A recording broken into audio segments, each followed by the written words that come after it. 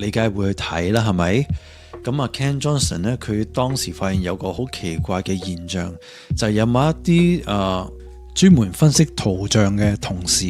咁啊 Ken 咧係留意到佢哋咧會對某一啲相係會特別 sensitive 一啲，即係會敏感一啲，同埋咧會對嗰啲相咧進行一啲好特別嘅處理。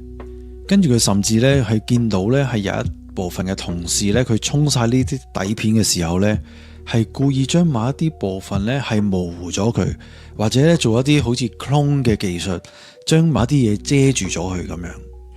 咁呢個情況咧就引起咗 Ken Johnston 嘅注意。咁咧過咗一段時間之後咧，咁就有某部分嘅相咧開始公開喺一啲傳媒、電視、大眾媒體嗰度啦。咁阿 Ken 就發現，咦，原來嗰啲相咧係有修改過嘅，包括一啲光暗啦、一啲對比啦、一啲清晰度啦，甚至咧係一啲 details 嘅位置咧，佢發現咧都係有啲修改過嘅痕跡嘅。咁但係咧，阿 Ken Johnston 咧，佢就會覺得有某一啲嘢係有啲奇怪，但係嗰啲嘢係咪應該俾大眾知咧？咁但係嗰啲嘢就全部遮住晒噃。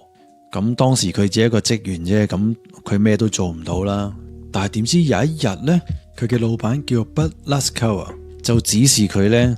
要將呢5套嘅相片咧，其中4套燒毀佢，淨係留